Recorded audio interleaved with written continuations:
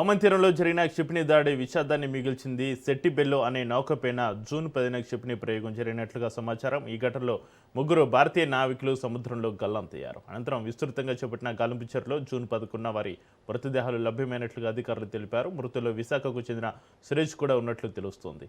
ఈ వార్తతోటి ఆయన కుటుంబ సభ్యులు, బంధువులు తీవ్ర విషాదంలో మునిగిపోయారు. విదేశీ జలాల్లో విధులు నిర్వహిస్తున్న భారతీయ నావికుల భద్రతపై మరోసారి ఆందోళనలు వ్యక్తమవుతున్నాయి.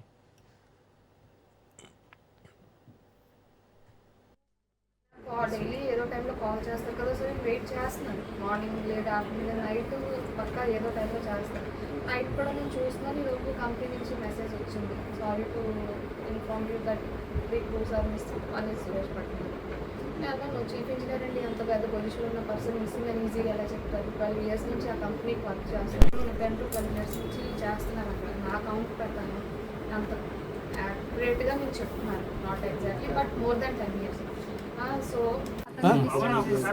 రిలీజ్ చేసి తను హోల్డ్ చేస్తారు అక్కడ. సో 4 months నెలలో బాగానే అయ్యింది అనుకున్నాను. కార్గో ఆపరేషన్ కోసం దుబాయ్ రావాల్సి వచ్చింది. సడన్గా అప్పటి వరకు నార్మల్గా ఉంది. ఈ 2-3 days నుంచి బాగా ఎఫెక్ట్ ఎక్కువైంది.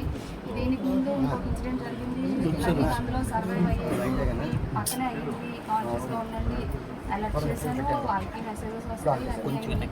కానీ మర్చిపోవాలి, పని ఉంటే ఏం పట్టించుకోలేదు. అతను బయట ఉంటారు. సో నేను మా పిల్లల్ని చూసుకోవాలి. నేను జాబ్ చేయాలి, నేను డిగ్రీ చేశాను, కానీ పిల్లల కోసం నేను ఇంట్లో ఉండాలి.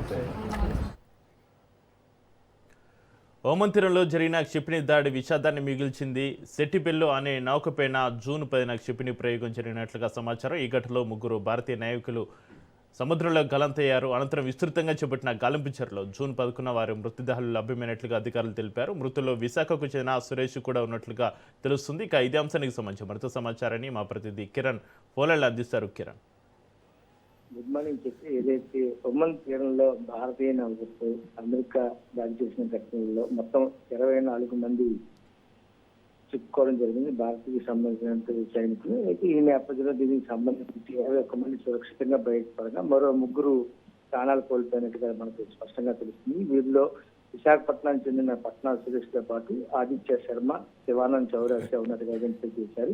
నిన్నంతా కూడా గాలింపు చర్యలు చేపట్టినప్పటికి కూడాను చివరి నిమిషంలో నౌకలోని ఇంజిన్ రూమ్ లో వీళ్ళ డెడ్ బాడీస్ అని అయితే ఐడెంటిఫై చేయడం జరిగింది. ఈ నేపథ్యంలో దీనికి సంబంధించి ఎవరైతే కేంద్ర నౌకాయాన శాఖ మంత్రి సర్బానంద్ సోనోవాల్ కూడా ఇదే విషయాన్ని స్పష్టం చేశారు. దీనికి సంబంధించి మనం చూసుకున్నట్లయితే విశాఖపట్నం చెందినటువంటి గాజువాక ప్రాంతం మల్కాపురం శ్రీనివాస నగర్ లో ఉన్నటువంటి ఎవరైతే పట్నాల సురేష్ మెరైన్ ఇంజనీర్ గా విధులు నిర్వహిస్తున్నటువంటి వ్యక్తి ఎవరైతే ఉన్నారో అతను విశాఖపట్నానికి చెందిన వ్యక్తిగా ఐడెంటిఫై కూడా చేసి వాళ్ళ కుటుంబానికి కూడా సమాచారం అందించారు.